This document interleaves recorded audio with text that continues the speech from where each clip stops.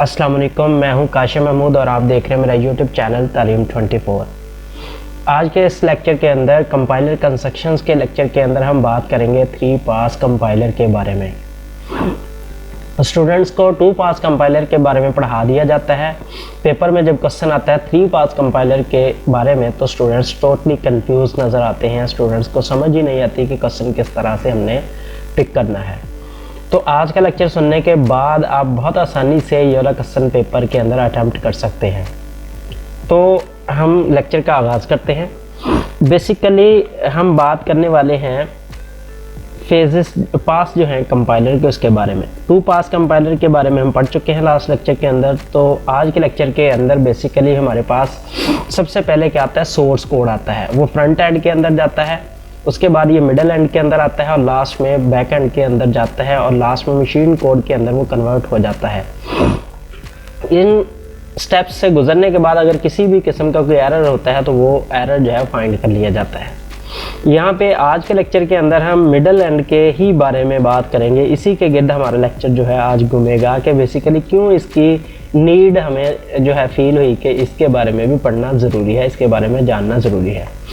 Basically ये जो middle and है ये IR की तरफ इंटीग्रेट कर रहा है, इंटरमीडिएट कोड या intermediate stage for code improvement और ऑप्टिमाइजेशन। बेसिकली ये जो मिडल एंड है ये क्यों यूज़ होता है यहाँ पे, बेसिकली ये हमारे कोड को इम्प्रूवमेंट लाता है हमारे कोड के अंदर और उस कोड को ऑप्टिमाइज करता है, ऑप्टिमाइजेशन उस कोड के अंदर लाता है।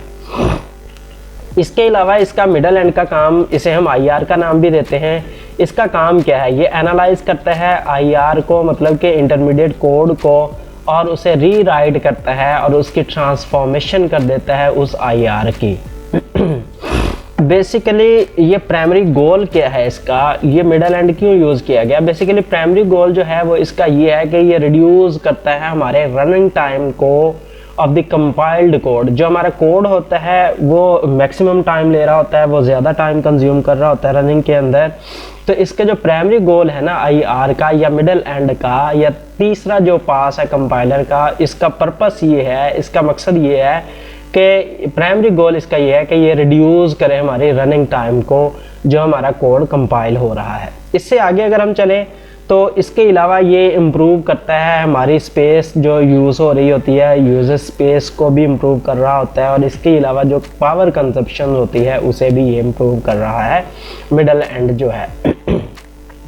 Must preserve meaning of the code, और ये इसके अंदर प्रिसर्व किया जाता है जो हमारा कोड है उसके मीनिंग को, और मेजर किया जाता है वैल्यूज़ ऑफ नेम्ड वेरिएबल्स। जो हमने वेरिएबल डिक्लेयर करवाए होते हैं उसकी वैल्यूज़ को भी मेजर्ड किया जाता है with the help of IR। Optimiser को बेसिकली थोड़ा सा हम समझ लेते हैं कि हम ऑप्टिमाइजेशन की बात कर रहे हैं कि ऑप्टिमाइजेशन होता क्या है, किन स्टेप से गुजरने के बाद हमारा जो कोड है वो ऑप्टिमाइजेशन की तरफ जाता है। बेसिकली ये जो मिडल एंड है ना, इसके अंदर डिफरेंट किस्म के जो ऑप्टिमाइज़र्स लगाए जाते हैं, ऑप्टिमाइज़र्स के स्टेप्स यूज़ किए जाते हैं। नंबर ऑफ सीरीज़ के अंदर ये पास यूज़ किए जाते हैं। 1 है, ऑप्टिमाइजेशन 2 है, 3 है, एंड नंबर ऑफ जो ऑप्टिमाइज़र्स यहाँ पे यूज़ होते हैं ये सारे के सारे जो है वो एरर को फाइंड कर रहे होते हैं। Modern optimisers are structured as a series of passes. इसके अंदर सीरीज ऑफ पासेस यूज़ किए गए हैं ताकि जो हमारा कोड इससे गुजर रहा है वो प्रॉपर ऑप्टिमाइजेशन से होके गुजरे। ये बेसिकली टाइपिकली ट्रांसफॉर्मेशन कैसे होती है, ट्रांसफॉर्मेशन इन स्टेप से कैसे होती है हमारे कोड की, ये डिस्कवर करता है और इसके अलावा प्रोपोगेट करता है हमारे कांस्टेंट वैल्यूज़ को, ये जो सीरीज़ ऑफ लगे हुए हैं ट्रांसफॉर्मेशन के दौरान। इसके अलावा ये मूव करता है computation to a less frequently executed place. साथ साथ जो प्लेस होती है उसे भी कंप्यूटेशन मूवमेंट होती रहती है उसकी एक स्टेप से दूसरे स्टेप की तरफ। उसके बाद specialize some computations based on context. ये किस बेस के ऊपर स्पेशलाइज किए जाते हैं, जब कंप्यूट किया जाता है, जब उससे सॉल्व किया जाता है हमारे कोड को तो स्पेशलाइज कंप्यूटेशन की जाती है, दैन ये पॉसिबल है। मज़ीद अगर हम ट्रांसफॉर्मेशन के दौरान बात करें तो ये डिस्कवर करता है redundant computations and remove it. जो कोड हमारा बार बार यूज़ हो रहा है, या ऐसा वेरिएबल या ऐसा कोड जो है वो बार बार रिपीट हो रहा है, बार बार यूज़ हो रहा है, ड्यूरिंग कंप्यूटेशन क्या किया जाता है, ड्यूरिंग एग्जीक्यूशन के दौरान क्या किया जाता है, उसको रिमूव किया जाता है ताकि कम से कम जो टाइम है हमारा ट्रांसफॉर्मेशन के अंदर लगे। गैर ज़रूरी जो कोड होता है बार बार यूज़ हो रहा है, गैर ज़रूरी इस्तेमाल नहीं हो रहा, रिपीट हो रहा है, उसे क्या किया जाता है, यहाँ पे रिमूव कर दिया जाता है इसके अंदर। Remove useless or unreachable code. Unreachable code से मुराद यही है कि वो राइट तो किया गया है उसके अंदर, लेकिन वो यूजलेस है, लेकिन वो मीनिंगफुल है, उसका मीनिंग नहीं है, पर्पस नहीं है कोई भी, तो उसे हम यूजलेस कंसिडर करेंगे, उसे रिमूव कर दिया जाएगा उस कोड को। ये ऑप्टिमाइजेशन के अंदर ही होता है। Encode an item in some particularly efficient form, और उसको रिमूव करने के बाद यूजलेस जो हमारा कोड होगा, गैर ज़रूरी कोड होगा, उसको रिमूव करने के बाद जो हमारा कोड होगा वो पर्टिकुलरली एफिशिएंट फॉर्म के अंदर आ जाएगा।